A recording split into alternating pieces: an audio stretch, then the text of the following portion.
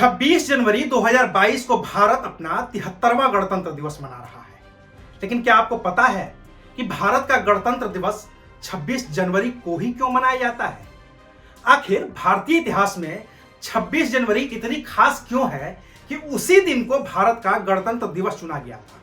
और आखिर क्या हुआ था 26 जनवरी को कि आजादी के बाद जब भारत को गणतंत्र घोषित करने की बात आई तो 26 जनवरी की ही तारीख मुकर्रर की गई।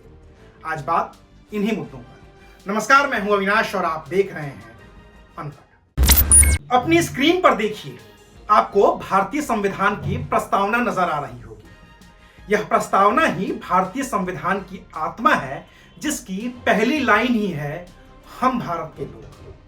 इसी प्रस्तावना में लिखा गया है कि अपने इस संविधान सभा में आज तारीख 26 नवंबर 1949 ईस्वी मिति मार्गशीर्ष शुक्ला सप्तमी संवत 2006 विक्रमी को एतद द्वारा इस संविधान को अंगीकृत, अधिनियमित और आत्मार्पित करते हैं। यानी कि साफ है कि संविधान 26 नवंबर 1949 को पूरी तरह से बनकर तैयार हो गया था। 2 साल 11 महीने और 18 दिन के दौरान कुल 12 अधिवेशन, 166 दिन की बैठक और कुल 114 दिन की बहस के बाद 26 नवंबर 1949 को हमारा संविधान पूरी तरह से बनकर तैयार हो गया। फिर भी इसे लागू करने में 2 महीने की देरी हुई और इस देरी के पीछे है 26 जनवरी 1930 की वो कहानी, जिसने संविधान सभा के लोगों को प्रेरित किया कि संविधान को 26 जनवरी को ही लागू किया जाए। आज की तारीख से यह बात करीब 92 साल पुरानी है।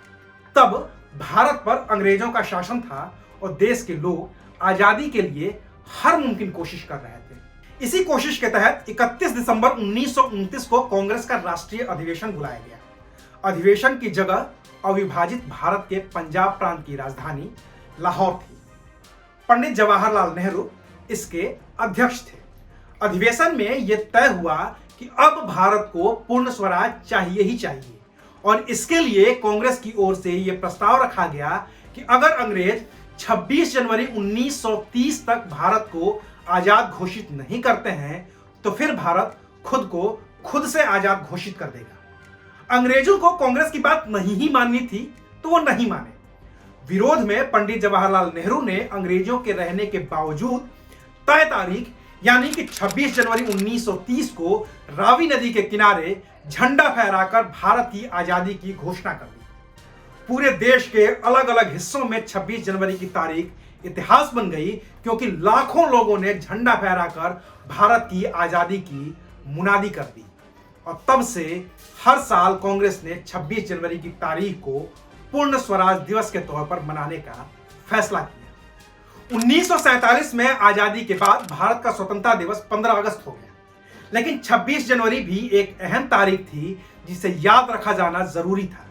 ऐसे में जब 26 नवंबर 1949 को भारत ने अपना संविधान तैयार कर भी लिया तो फिर 2 महीने का इंतजार और किया गया और फिर पूर्ण स्वराज की 22वीं वर्षगांठ पर संविधान को लागू करके पूर्ण स्वराज दिवस को गणतंत्र दिवस के रूप में घोषित कर दिया गया।